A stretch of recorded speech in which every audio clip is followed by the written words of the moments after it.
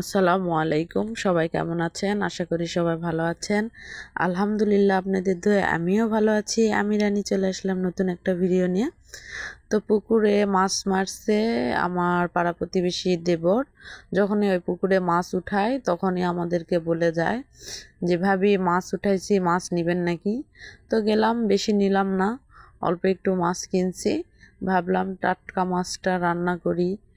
আমার মাছ দেখে আমার এক মামির কথা মনে পড়ে গেল। আমার হচ্ছে মেজো মামি।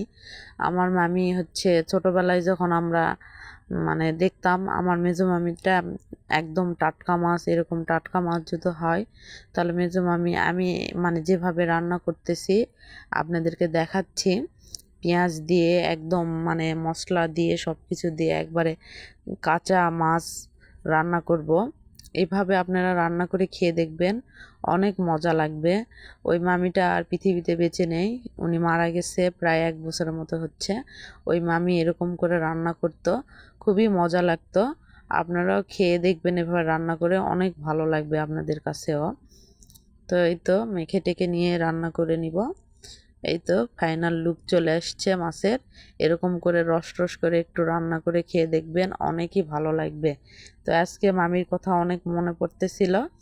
আর মামি তো অনেক ভুলভাল কথা বলতো, আগে কিছু বললে ভুলভাল বলতো, আমরা অনেক হাসি ঠাট্টা করতাম। তো সাধারণ রান্না দেখাচ্ছি, মনে কিছু করবেন না, কারণ কম বেশি সবাই রান্না করতে পারেন। দেখানো এই উদ্দেশ্যে যে আপনাদের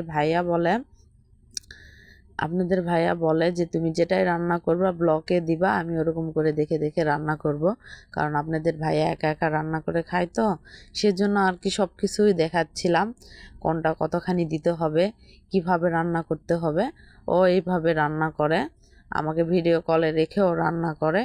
এই জন্য বলতেছে অনেক সময় রান্নাঘরে অনেক লোক থাকে, তো তখন তো ভিডিও কল দিতে পারে না, এই জন্য বলে তুমি ব্লকে রান্না করবা, আমি রান্না দেখে দেখে রান্না করব। এই জন্যই আর কি রান্নাটা বেশিরভাগ আমি ব্লগে দেখাই। তো আমার রান্না যদি একটুও ভালো লেগে থাকে তাহলে অবশ্যই এরকম করে রান্না করে খেয়ে দেখবেন, অনেক মজা লাগে। এটা লুকুস দিয়ে মুরগির মাংস রান্না করব ঝোল ঝোল করে। তো এই তো ফাইনালি রান্না আমার শেষ। এখন এখানে গোটা জিরা ভেজে গুঁড়ো করে দিব ঝোলের উপরে, তাহলে অনেক ফ্লেভারটাও অনেক সুন্দর আসে, খেতেও অনেক মজা লাগে। আমরা নওগাঁর মানুষ এরকম করেই লাউয়ের ঝোল করি।